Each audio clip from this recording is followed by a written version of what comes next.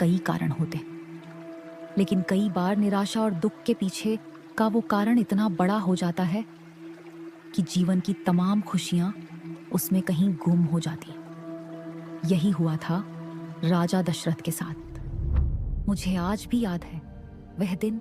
दशरथ मेरे तट पर आकर चुपचाप बैठ गए थे।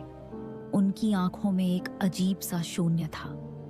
कुछ देर तक बस मेरी लहरों को देखते रहे, जैसे मेरे जल में अपना दर्द बहा देना चाहते हो। फिर बिना कुछ कहे धीरे धीरे महल की ओर लौट गए। उस रात उनके कक्ष में भी मैं उनकी नजर महसूस कर रही थी।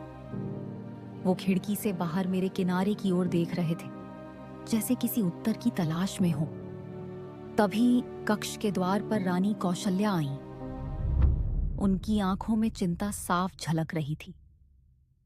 महाराज, आप इस तरह विलाप न कीजिए। मैंने एक कृषि के बारे में सुना है, वो हमारे इस दुख को दूर कर सकते हैं। एक बार कृषि श्रृंगी से बात तो कीजिए। वो पुत्र का अमेष्टि यज्ञ में निपुण हैं। वे हमें संतान का सुख देने में असफल नहीं होंगे। दशरथ के चेहरे पर एक किरण सी चमकी। ये नाम सुनकर जैसे राजा दशरथ के अंधेरे कमरे में कोई दीपक जल गया हो, और उसी क्षण उन्होंने निश्चय कर लिया। अगली सुबह उनकी यात्रा ऋषि श्रृंगी के आश्रम की ओर होगी, और मैं फिर एक बार इस युग के एक बड़े अध्याय की साक्षी बनने वाली थी। अगले एपिसोड